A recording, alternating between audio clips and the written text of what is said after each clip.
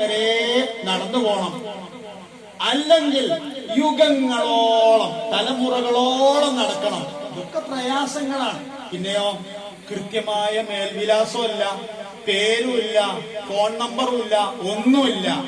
Very strange എന്ന് പറയും. വളരെ അപൂർവമായ അടയാളമാണ്. ഒരു വടക്ക് നോക്കി യന്ത്രം നോക്കി പോലത്താൽ ഓക്കെ, വേറെ എന്തെങ്കിലും എന്താ പറയണത് നമുക്ക് മനസ്സിലായപ്പോ എങ്ങനെ അതുകൊണ്ട് വഴി മനസ്സിലാകാം. മൂസാ നബി അലൈഹി ഇസ്ലാമിന് അള്ളാഹു ശരിക്കും വഴി കാണിച്ചു കൊടുക്കുകയാണെങ്കിൽ എങ്ങനെ അതുകൊണ്ട് വഴി കെട്ടുക, എങ്ങനെ അതുകൊണ്ടൊക്കെ വഴി മനസ്സിലാകാതെ നമുക്ക് തോന്നൂലേ? താൽക്കാലികമായ ഒരു യാത്രക്കല്ല. എന്നാ പിന്നെ ഒരു പരീക്ഷണങ്ങൾക്ക് പോയേക്കാമായിരുന്നു. എന്നിട്ട് പോയിട്ട് കിട്ടിയില്ലെങ്കിൽ കിടങ്ങനെ പോകാൻ മതിയായിരുന്നു. ഇതങ്ങനെയല്ല. തലമുറകളോളം ഒരുപക്ഷെ നടക്കേണ്ടി വരുന്ന ദൂരമാണ്, വഴി ദൂരമാണ് ഉള്ളത്. ആയതുകൊണ്ട് ഒന്ന് ദൂരം, രണ്ട് അതായത് ഒന്നാമത്തെ മജ്മഅൽ ബഹ്റൈനിയിലാണ് ഉള്ളത്. രണ്ട് കടലുകൾ ഒരുമിച്ച് കൂടുന്ന അവിടെ മാത്രമേ ഉള്ളൂ.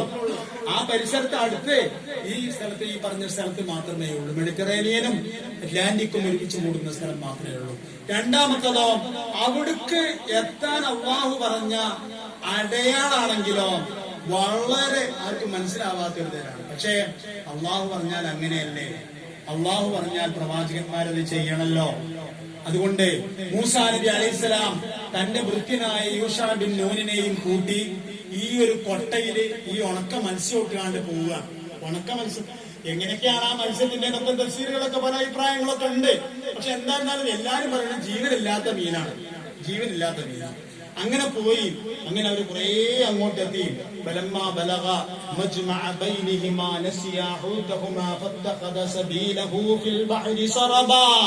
അല്ലാഹു സുബ്ഹാനഹു വ തആല ഖുർആനിൽ പറയുകയാണ്, സൂറത്തുൽ കഹ്ഫിൽ പറയാണ്.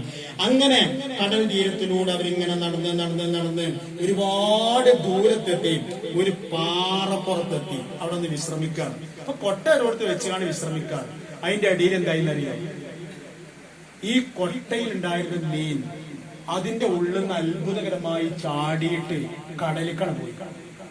പക്ഷെ ഈ കടലിക്ക് പോയപ്പോ ഇങ്ങനെ അറിയാം, കടലിലേക്ക് ഇങ്ങനെ പോകുമ്പോ വെള്ളത്തിലേക്ക് ഇപ്പൊ ഒരു മീനാണ് പോയാൽ പിന്നെ ഒരു സെക്കൻഡ് കഴിഞ്ഞാൽ പിന്നെ നോക്കിയിട്ട് കാര്യമുണ്ടോ? ഒരു ജീവനുള്ള മീനാണെന്നെ വെക്കുക. ജീവനുള്ള മീന് കടലിലേക്ക് അങ്ങോട്ട് വീണാൽ പിന്നെ ഒരു സെക്കൻഡ് വേണ്ടി നമ്മൾ നോക്കിയിട്ട് കാര്യമില്ല. എവിടേക്കപ്പോ പോയി പറഞ്ഞാൽ നമുക്ക് ഒന്നും പറയില്ല. പ്രത്യേകിച്ച് കടലില്, കടലെന്ന പരാവാരം പോലെ പരന്നു കിടക്കുന്ന വെള്ളമല്ലേ. അതുകൊണ്ട് മൂസാ നബി അലൈഹി ഇസ്ലാമിന്റെ ഭൃത്യന്റെ കയ്യിൽ നിന്ന് കൊട്ടയിൽ നിന്ന് മീൻ ചാടിയിട്ട് മീന് വെള്ളത്തിക്കാണ് പോയി. വെള്ളത്തിക്കാണ് പോയപ്പോ യൂഷാ ബിൻ നൂൻ ഒന്ന് നോക്കിയട്ടോ. നോക്കിയപ്പോ എന്താണെന്നറിയോ? അത് പോയ സ്ഥലത്ത് ഒരു ദ്വാരം ഉണ്ടായി. ഒരു ദ്വാരം, ആ ഒരു മാളം ഉണ്ടായിക്കണം. ആ മാളത്തിന്റെ ഉള്ളിൽ പോയി. അപ്പൊ അങ്ങനെ കണ്ടു. പക്ഷെ ഇവരെല്ലാം പിന്നെയും നടക്കുകയാണ്. അവിടെ നിന്ന് എഴുന്നേറ്റ് പോകുമ്പോ മഹാനായ മൂസാ നബി അലൈഹി സ്വലാത്തു വസ്സലാം പറയുന്നുണ്ട്, ഫലമ്മാ ജാവസാ ഖാല ലിഫതാ ആതിനാ ഗദാഅനാ ലഖദ് ലഖീനാ മിൻ സഫരിനാ ഹാദാ നസബാ.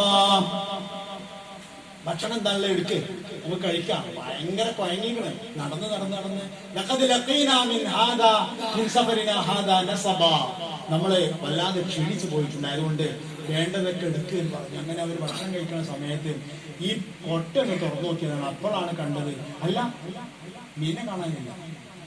അപ്പോ യൂഷായിനോട് ചോദിച്ചു, മീൻ അവിടെ ചാടിയോ എന്ന് എനിക്കൊരു സംശയം ഉണ്ടായിരുന്നു. അപ്പൊ മൂസാ നബി എന്താ ചെയ്യുന്നത്? അപ്പൊ നമ്മളെ പദ്ധതി ആകെ പൊളിഞ്ഞു. ഇനിയിപ്പോ മീനെ തെരഞ്ഞെടുക്ക് പോവാന്. മീൻ എവിടെ ചാടിയെന്നാ നമ്മൾ കരുതുന്നത്? എവിടെ പോയിട്ട് നോക്കിയിട്ട് എന്താ കാര്യം? അത് കരുതിയിട്ട് എന്നാ നമുക്ക് നമ്മുടെ നാട്ടിൽ തിരിച്ചു പോവുക, ഈ പദ്ധതി പാടി അന്നും കരുതി നമുക്ക് പോവാ എന്ന് പറയാം. പക്ഷെ മൂസാ നബി അങ്ങനെ പറയുന്നില്ല. മൂസാ നബി തന്നെ എന്നാ എഴുന്നേൽക്ക്, നമ്മൾ നേരത്തെ ഇരുന്ന സ്ഥലത്ത് പോയി നോക്കുക, അവിടെ ഉണ്ടാവുന്നത്. അവിടെ ചെന്നോക്കുമ്പോ ഈ കടലില് മാളം കാണുന്നുണ്ട്. അതായത് ഈ മീൻ പോയ അടയാളം കാണുന്നുണ്ട്. അപ്പൊ പിന്നെ മീനിനെ പിടിക്കണോ ആവശ്യമില്ലല്ലോ. മീനിനെ പിടിക്കാനുള്ള കാര്യമില്ല.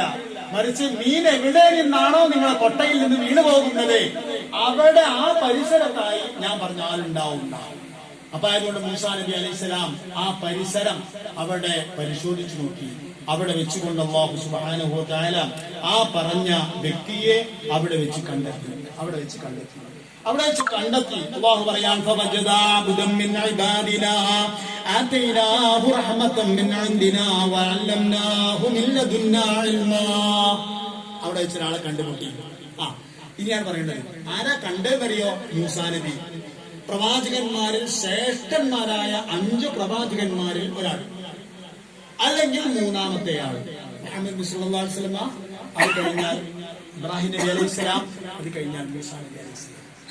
ഈ ലോകത്ത് അല്ലാഹു സുബ്ഹാനഹു വ തആല നേരിട്ട് സംസാരിച്ചിട്ടുള്ള ഏക പ്രവാചകൻ മൂസാ നബി അലൈഹിസ്സലാം.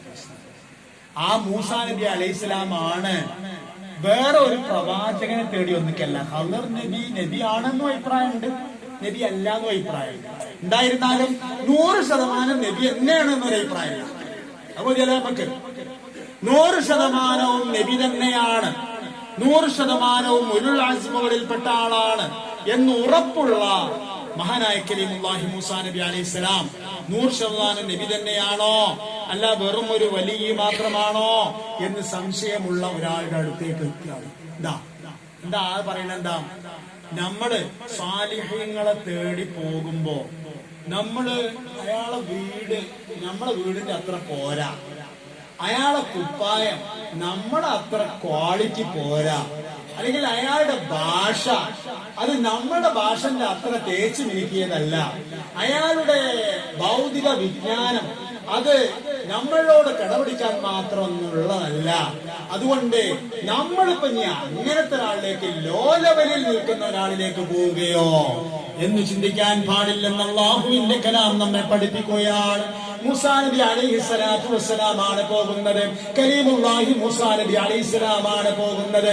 മഹാനായ മൂസാ നബി ഉലുൽ അസ്മുകളിൽപ്പെട്ട പ്രവാചകനാണ്. ഉലുൽ അസ്മാൻ എന്തെന്നറിയോ?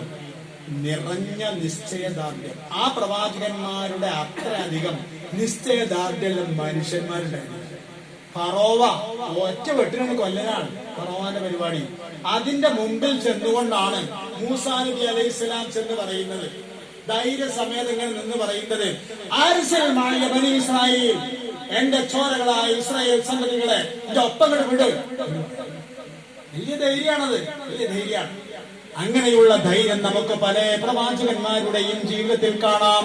ഉദാഹരണമായി മുഹമ്മദ് മുസ്തഫ സല്ലല്ലാഹു അലൈഹി വസല്ലം തങ്ങളുടെ ധൈര്യം അതാണ്. മഹാനായ ഇബ്രാഹിം നബി അലൈഹിസ്സലാത്തു വസ്സലാമിന്റെ ധൈര്യം അതാണ്. മകന്റെ കഴുത്തിൽ കത്തി വെക്കാന്നൊക്കെ നമ്മൾ എത്ര വർഷം കേട്ടിട്ടുണ്ട്, പറഞ്ഞിട്ടുണ്ട്. മകന്റെ കഴുത്തിൽ കത്തി വെച്ചാൽ മകന്റെ കഴുത്ത് മുറിയില്ല എന്ന് ആർക്കും ഉറപ്പാണ്? ഇബ്രാഹിമിക്ക് ഉറപ്പാണ്. തന്റെ റബ്ബ് തന്നെ അങ്ങനെ പരീക്ഷിക്കൂലെന്ന് ഉറപ്പാണ്. ആ ഉറപ്പുണ്ടായതുകൊണ്ടാണ് നല്ല ശക്തി ഉപയോഗിച്ച് മൂരണതാവുകൊണ്ടാ, അറക്കുന്നതാവുകൊണ്ടാ. കണ്ടോ, അല്ലാഹുവിലുള്ള വിശ്വാസമാണത്. അപ്പോ വലിയ വലിയ പരീക്ഷണങ്ങൾക്ക് വിധേയരായ പ്രവാചകന്മാരുടെ കൂട്ടത്തിൽപ്പെട്ട ആളാ മൂസാ നബി അലൈഹിസ്സലാത്തു വസ്സലാം. അതുകൊണ്ടൊക്കെ അദ്ദേഹം അഹങ്കരിക്കുന്നില്ല. അവിടെ അള്ളാഹു പറഞ്ഞല്ലോ, നിങ്ങളെക്കാൾ അറിവുള്ള ഒരാളുണ്ട്. ആ അറിവിന്, ആ സ്വലാഹിന്, അതിനൊരു വില നൽകുകയാണ്. എന്നിട്ട് എന്താ ചെയ്യുന്നത്? ആ ആളെ അള്ളാഹു പരിചയപ്പെടുന്നുണ്ട്. അവിടെ നമ്മുടെ ഒരു അടിമയെ അദ്ദേഹം കണ്ടെത്തി. അദ്ദേഹത്തിന്റെ ഭൃത്യനും കണ്ടെത്തി. എന്താ അദ്ദേഹത്തിന്റെ പ്രത്യേകത? ആതൈനാഹു റഹ്മതൻ മിൻ ഇൻദിനാ, നമ്മുടെ റഹ്മത്ത് അയാൾക്ക് കൊടുത്തിട്ടുണ്ട്. അള്ളാഹു നമുക്കെല്ലാം അവന്റെ റഹ്മത്ത് പ്രദാനം ചെയ്യുമാറാവട്ടെ. റസൂലുള്ളാഹി സ്വല്ലല്ലാഹു അലൈഹി വസല്ലം തങ്ങൾ പറയുകയാണ്, ഇന്നഹു ലൻ യൻജു അഹദും മിൻകും ബിഅമലി. നിങ്ങൾ നിസ്കരിച്ചിട്ടാ വരുന്നത്, സുന്നത്ത് നിസ്കരിച്ചിട്ടാ വരുന്നത്, വിത്ർ നിസ്കരിച്ചിട്ടാ വരുന്നത്, ശരിയാ. അതുകൊണ്ടാരും നിങ്ങൾ രക്ഷപ്പെടാൻ പോകുന്നില്ല. അല്ലാഹു റസൂൽ പറയാണ്. ഭയങ്കര വർത്താനല്ലേ ആ വർത്താനം, ഭയങ്കരമായ വർത്താനല്ലേ അത്. ഇന്നഹു ലൻ യൻജു അഹദും മിൻകും ബിഅമലി, നിങ്ങൾ നിങ്ങളുടെ അമല് കൊണ്ട് രക്ഷപ്പെടുകയില്ല. ഓ, സഹാബിമാർക്കാകെ നെഞ്ച് കലങ്ങിപ്പോയി. പക്ഷെ ഓർക്ക് എന്താ വിഷമം അറിയോ? എന്ത് വിഷമം വന്നാലും അവരാദ്യം എന്ത് നോക്കുന്നറിയോ? അള്ളാന്റെ റസൂലിന് ഈ വിഷമം വരുന്നുണ്ടോ? അതാണ് അവരുടെ വിശേഷം.